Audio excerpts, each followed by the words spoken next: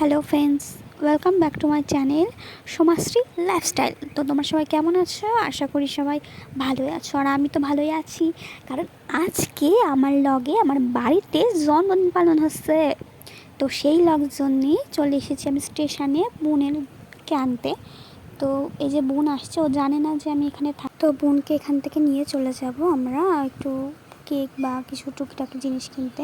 কারণ বাবা সকালবেলা বাজার করে নিয়ে গেছে, আর কেকটা নিতে পারিনি কারণ ভাই ছিল না, স্কুলে গেছিলো।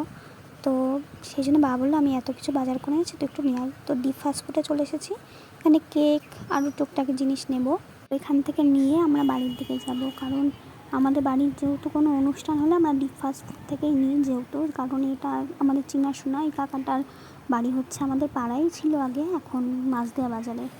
আচ্ছা, এখান থেকে যাওয়ার সময় আমি দেখলাম যে বেশ রোদ পড়েছে, কারণ এত রোদে আমি বেরোতে পারি না, কেন আমি বুঝতে পারি না। আমি রোদ বেরোলে মুখ টুক ঘেমে একেবারে একাকার হয়ে যায়, তারপর মাথা ব্যথা ঘুরে পড়ে যায়।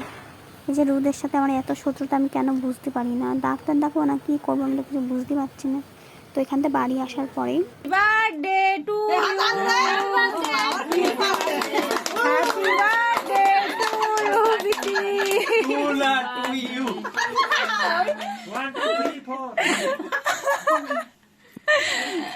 চলো চলো চলো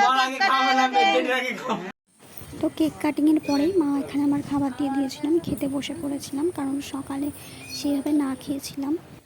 তো খেয়েটে আমি এখানে রেডি হয়ে নিয়েছি, কারণ আমার দিদা যেহেতু বাড়িতে চলে যাচ্ছে, একটু এগিয়ে দেবো।